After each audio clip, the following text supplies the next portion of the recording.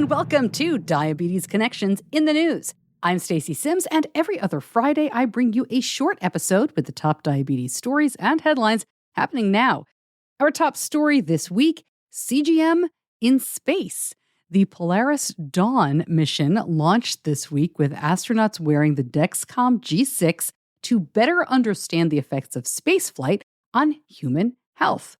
The mission expects to explore how microgravity fluid shifts and blood flow restriction exercises impact glucose regulation.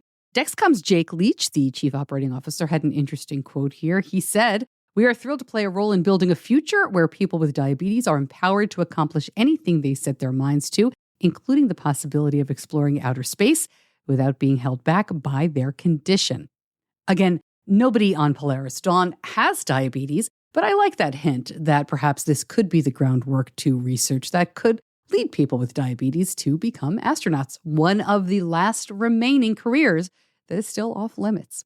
Staying with CGM for a minute, there are now two over-the-counter versions. Dexcom launched Stelo a few weeks ago, and now Abbott says Lingo is for sale. They are both available on their company's websites. They cost about the same, but you can opt to buy only one Lingo, where Stelo comes in a 2-pack. Lingo is meant for people without diabetes. They call it a health biosensor. Abbott has another CGM called Libre Rio, meant for people with type 2 who don't take insulin.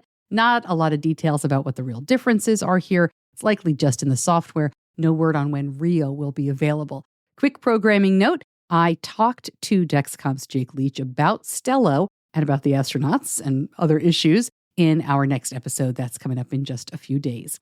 A warning about flying with an insulin pump. And I want to be clear here because I'm sure you're going to see some scary headlines about this. This is really about pressure emergencies in planes. For the study, researchers tested 26 insulin pumps in a hypobaric chamber programmed to mimic the atmospheric changes during a normal commercial airline flight. They found the normal drop in cabin pressure when you take off may lead to a slight increase in insulin delivery, but a slight reduction is also possible when you land as the increasing air pressure dissolves the air bubbles.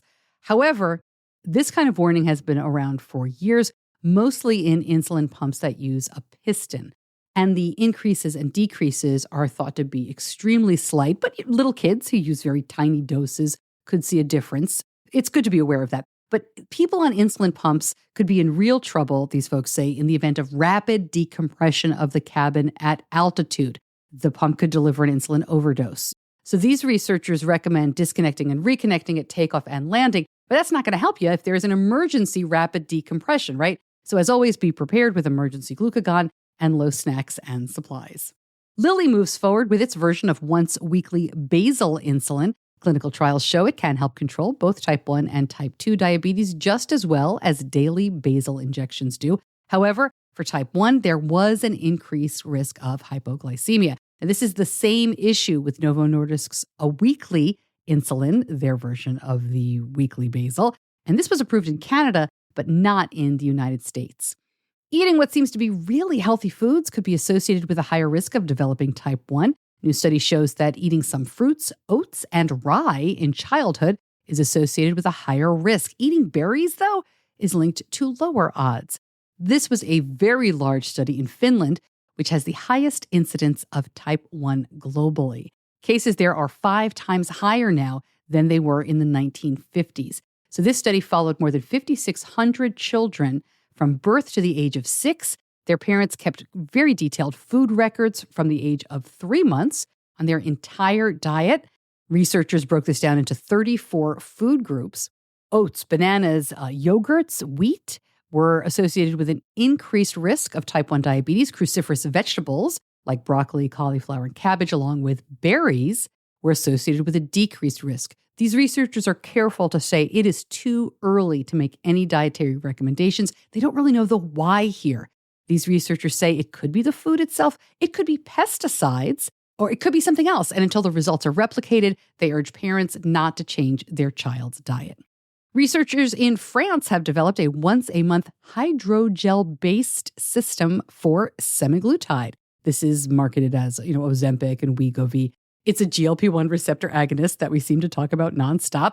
As we should, there's a lot of really interesting news going on here. It is an injection, though, for most people, right? People are very scared of shots. So a hydrogel delivery platform could be really innovative here. I kept reading this. It's a slow-release gel. How the heck do you slow-release a gel? You do it with an injection. It goes under the skin. Now, this is still in animal studies, so we're a ways off from clinical trials in humans, but it would be one injection for maybe up to 3 months. Very interesting stuff. Right back to the news in just a minute, but first, Diabetes Connections is brought to you by Edgepark. You've worked hard your whole life. Diabetes management shouldn't slow you down. Edgepark is your trusted go-to supplier for all things diabetes management supplies and continuous glucose monitors, like Medtronic's Guardian sensor, Dexcom G7, and the Freestyle Libre 3. Edgepark accepts most insurance plans, including select coverage for Medicare and Medicare Advantage plans, and Edgepark navigates insurance complexities for you and handles the paperwork. Go to diabetes-connections.com to learn more about Edgepark's diabetes supplies. A new patch pump is coming to the market. Embecta gets clearance from the FDA. It's for use in people with type 1 or type 2 diabetes, has a 300-unit insulin reservoir. Embecta says it plans to develop a closed-loop version of the pump for automated dosing and will use the tide pool loop algorithm. Earlier this summer, Insulet received FDA clearance to offer its Omnipod 5 pump to people with type 2. We've talked about this voice-driven algorithm that may help diagnose people with diabetes. They're testing it further, and it showed excellent agreement with the American Diabetes Association risk test. This was presented at the recent EASD 2024 annual meeting. The AI voice model detected type 2 with 66% accuracy among women, 71% in men, and overall a 93% agreement with the questionnaire-based ADA risk score. The next studies are going to have to demonstrate more diverse populations. This was an English-speaking population only. They also want to include people living with prediabetes. And they say if it's reliable, might be available in the next 10 years and deployed in smartphones where you could self-diagnose. That's it for In the News. If you like it, please share it. We will be back next week with the Dexcom Stelo episode in both the type 1 and type 2 feeds. Lots of overlap there. And we do discuss a lot of the issues you have, folks in the type 1 community, about the Dexcom G7, in addition to going through all the details with the Stelo. It's a great conversation with Dexcom's Jake Leach coming up in just a couple of days. Until then, I'm Stacey Sims. Be kind to yourself. Diabetes Connections is a production of Stacey Sims Media. All rights reserved, all wrongs avenged.